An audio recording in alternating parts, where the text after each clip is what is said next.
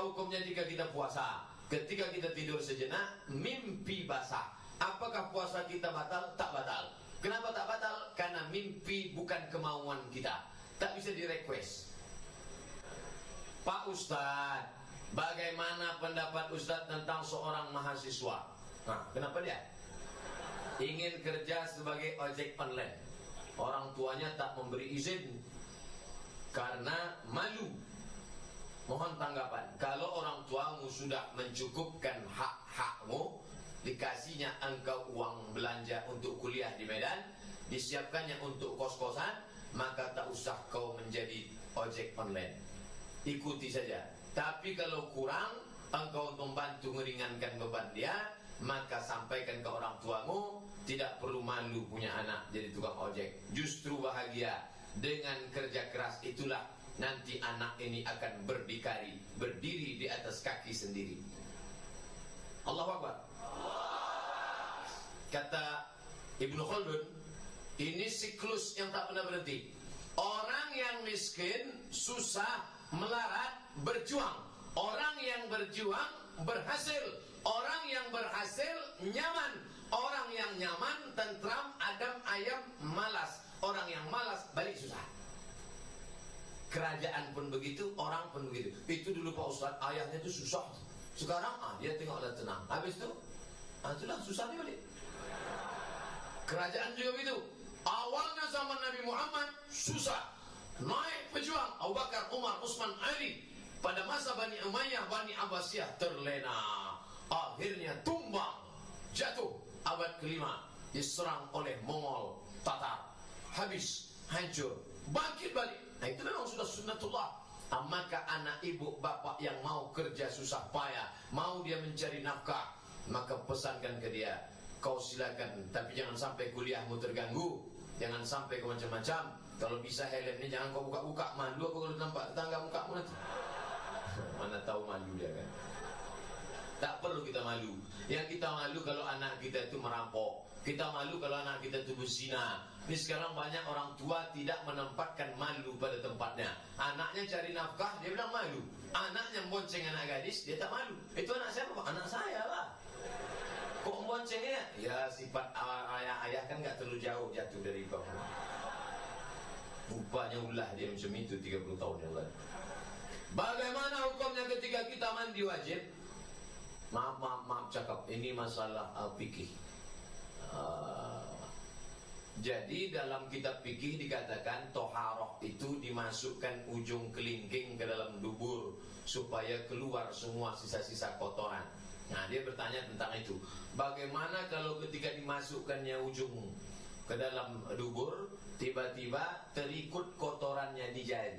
Apakah mandi wajib kita tetap sah? Tetap sah.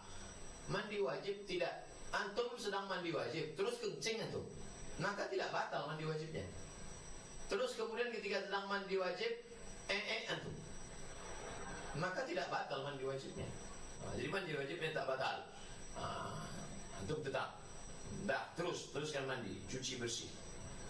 Apa boleh menggabungkan 4 mazhab dalam sholat? Menggunakan mazhab Hambali ketika baca Fatihah. Baca Fatihah dia Hambali. Bismillahirrahmanirrahim. Alhamdulillahirabbil alamin. Pas ngangkat jari pakainya tasyahudnya Syafi'i. Asyhadu an la ilaha illallah. Semestinya kalau sepaket Hambali, la ilaha illallah setiap maksud Allah. At-tahiyatul barakatuh salawatu tayyibatulah. Assalamualaikum ya Nabi warahmatullah. Assalamualaikum. Sah, sholatnya tak jadi masalah. Yang tak boleh itu menggabungkan beberapa mazhab dan membatalkan, saling membatalkan. Nah itu baru tak boleh. Tapi saya menganjurkan jangan campur mazhab, karena khawatir nanti jatuh pada tatabbu' rukhas, mencari gampang-gampangnya, enak-enaknya, mudah-mudahnya aja. Makin banyak aja nih. Ustaz, bagaimana seorang suami maaf cakap berhubungan dengan anak kandungnya? Incest namanya. Maka ini yang sedang diperjuangkan di Jerman. Mereka memperjuangkan, sudah jebol LGBT, lesbi, gay, biseksual, transgender. Sekarang yang mau diperjuangkan mereka membolehkan incest. Semua yang dilakukan monyet mau mereka loloskan. Ternyata LGBT itu beberapa puluhan tahun, ratusan tahun yang lalu sudah dilakukan oleh monyet. Monyet-monyet itu ternyata ada yang homo. Jadi kalau ada orang mau memberi penghargaan untuk homo, maka monyetlah yang lebih layak mendapatkannya.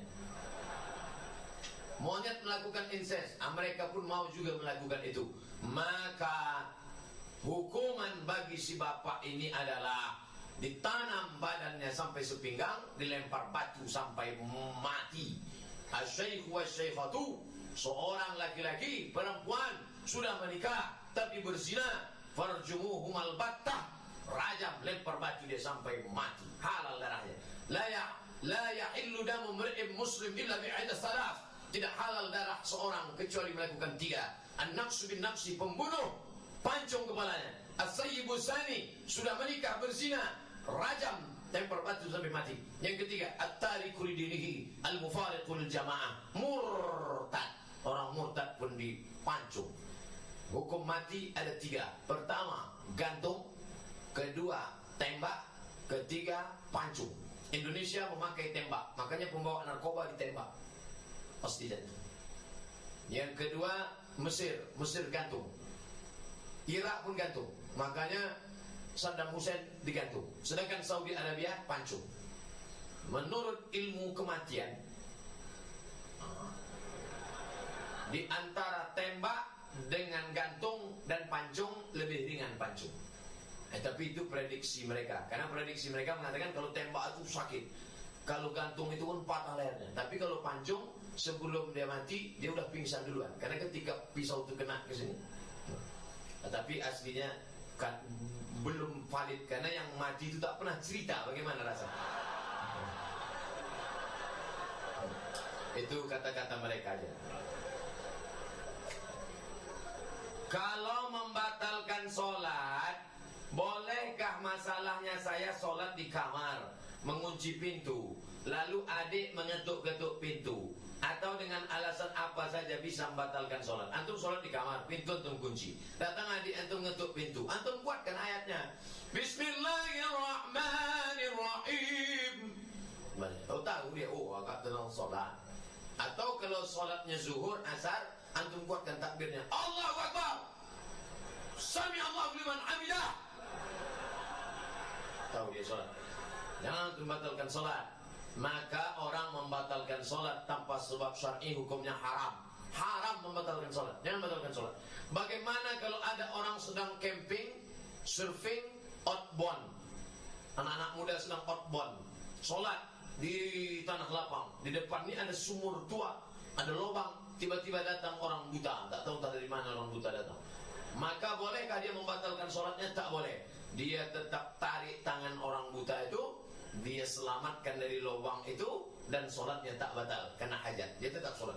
Nah, dia sudah. Tapi jangan bicara, jangan Pak, jangan sendiri ya. Batal sholatnya.